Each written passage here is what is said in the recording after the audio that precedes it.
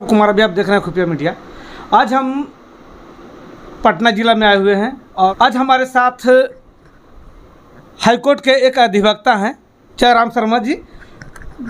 तो अभी आप जयराम शर्मा जी के बारे में हम विशेष रूप से आपसे बात करते हैं, जो नालंदा क्षेत्र से ही आते हैं और यहाँ हाईकोर्ट में प्रैक्टिस करते हैं। सबसे पहले तो खुफिया मीडिया में आपका स्वागत है श्रीमान जी। बहुत बहुत धन्यवाद आपका इसके लिए। सर, आप नालंदा जिला से हैं और नालंदा जिला से आके इस हाईकोर्ट में आप पटना में प्रैक्टिस कर रहे हैं।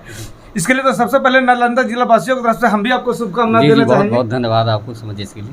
जी सर, ये जो आपने ये जो आपने चुना जुडिशरी, ये जो न्यायालय की तरफ आपने कदम रखा, ये कैसे आपने रखा, क्या सबसे बड़ी बात है कि जो आप मान कि सरकार को चुनते हैं, मान कि जैसे यहाँ के नीतीश कुमार जी हैं जी, और मान कि ब्यूरोक्रेट्स हुआ जो मान कि एडमिनिस्ट्रेशन होता है जी, अगर सरकार के द्वारा या मान लें कि व्यवस्थापका जो होता है एडमिनिस्ट्रेशन के द्वारा उससे जब न्याय नहीं मिल पाता है तो व्यक्ति के एक ही दिल में रहता है कोर्ट जी।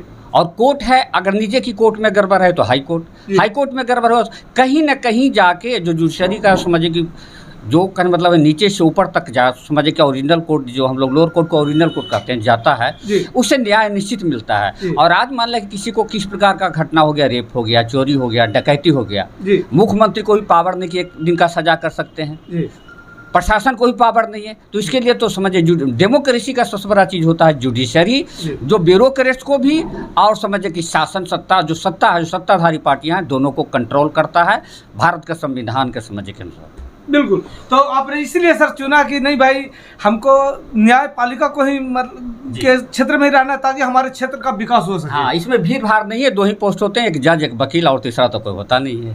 तीसरा कोई होता नहीं। बाकी जो कुछ होते हैं बाकी वो तो अलग बात है, लेकिन मुख्य रूप से जो 2 होते हैं जी। हाँ, तो उसमें से सर आपने मतलब कि वो एडवोकेट का पास जी हाँ 2000 से पटना हाई कोर्ट में प्रैक्टिस कर रहे हैं। वहाँ के एडवोकेट ऑन रिकॉर्ड हैं और ख़ास करके हमारी जो केस जो चलती है और PIL पर मेरा ज़्यादा केस होता है। पटना जिला का, बिहार स्टेट तक का बहुत PIL हमारा खास करके इंक्रोचमेंट पर ज़्यादा होता है, लीगल इशू या किसी पर कहीं पर समझे कि मिस एप्रोप्रिएशन है जो फंड का, गवर्नमेंट फंड का, मान लें कि यहाँ से सरकार ने फंड भेजा ब्लॉक को और ब्लॉक में उसका दुरुपयोग हो रहा है, उस चीज़ को अगर सरकार द्वारा नहीं उसे समझे कि जाँच किया गया या लोकल डिस्ट्रिक्ट एडमिनिस्ट्रेशन के द्वारा उसका जाँच नहीं किया गया, तब उसे हम न्यायपालिका में लाते हैं। न्यायपालिका में जो PIL फाइल होता है वो डबल बेंच में चीफ जस्टिस के यहाँ मैक्सिमम केस चलती है, DB में वो केस चलती है और वहाँ से उसका न्याय मिलता है, जांच होता है।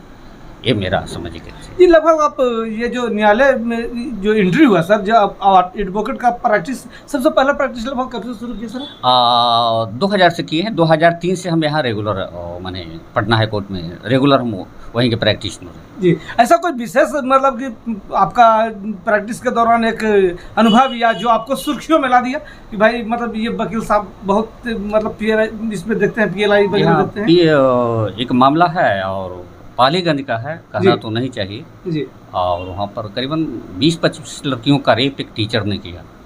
उस केस का हम लड़की की तरफ से हम ही अधिवक्ता हैं और मीडिया में करीबन या सोशल मीडिया में, नेशनल मीडिया में भी उसको बहुत हाईलाइटेड हुआ और वो एक ऐसी घटना है कि आज भी उस बात को मेरे पास और क्या उसके बारे में कहें, नाम तो हम लोग विक्टिम के नहीं बता जा सकते क्योंकि स्कूल का कांड है और उसमें समझिए कि अभी तक भी बचा हुआ है।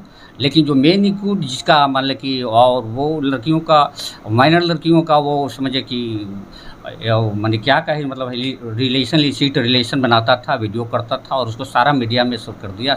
हर लोग समझिए लोड हो गया। उसमें हम लड़की के साथ एक क्रिमिनल रेड किया।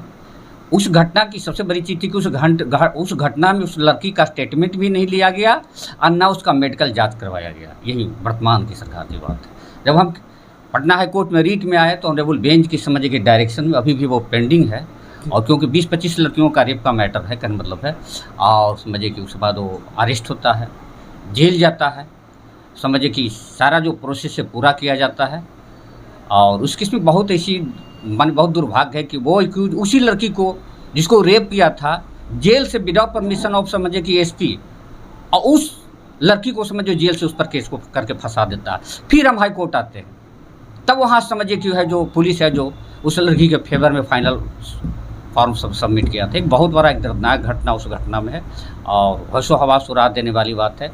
लेकिन 30 दिन तक लगातार नेशनल न्यूज़ चैनल में चला था। आप देख रहे हो कि गुरु और शिक्षा का संबंध, उसका खुद हम उस लड़की का वकील रहे, अभी भी वर्तमान में है।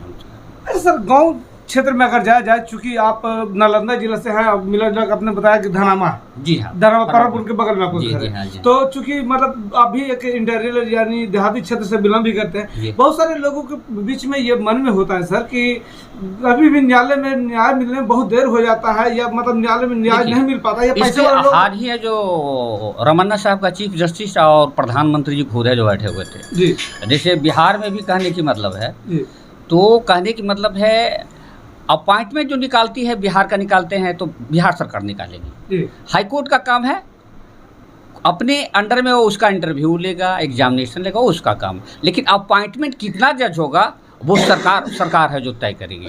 आज हिंदुस्तान में 4.5 करोड़ केस पेंडिंग है।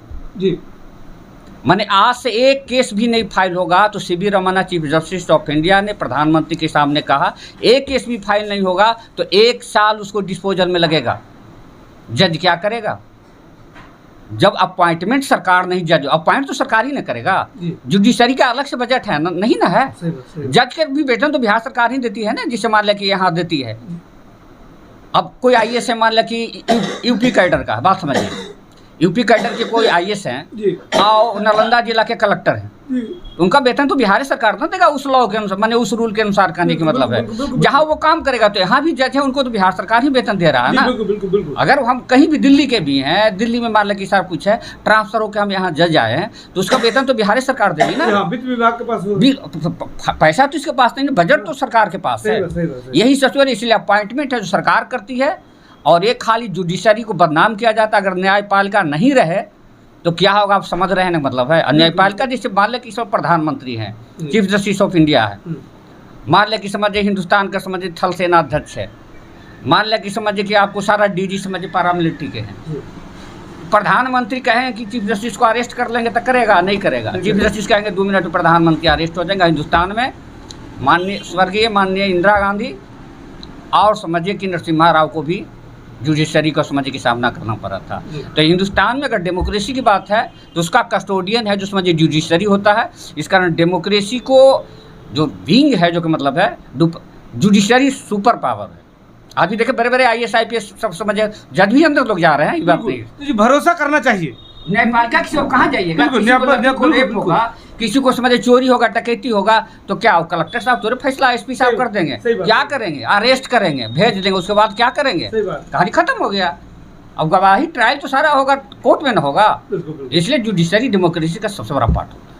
चलिए, तो अभी आप हाईकोर्ट के वकील साहब को सुन रहे थे। इनसे हम दोबारा कुछ और भी मुद्दों पे कई बार हम इनसे मुलाकात करेंगे, कई बार इनसे बात करेंगे, और हम कोशिश करेंगे कि जब बड़ा कोई वैसा बात हो तो हम इनके साथ इनका पक्ष को रखें। और चूंकि हमारे क्षेत्र से आते हैं तो वैसे बातों को हम और ख़ास तौर से जानना चाहेंगे। समय सर, एक बात और आपसे पूछना चाहेंगे कि वैसे लोग आपसे जो किसी भी क्षेत्र को लेकर, जैसे मतलब क्रिमिनल केस को लेकर या अदर केस को लेकर आपसे संपर्क करना चाहें तो कैसे करेंगे?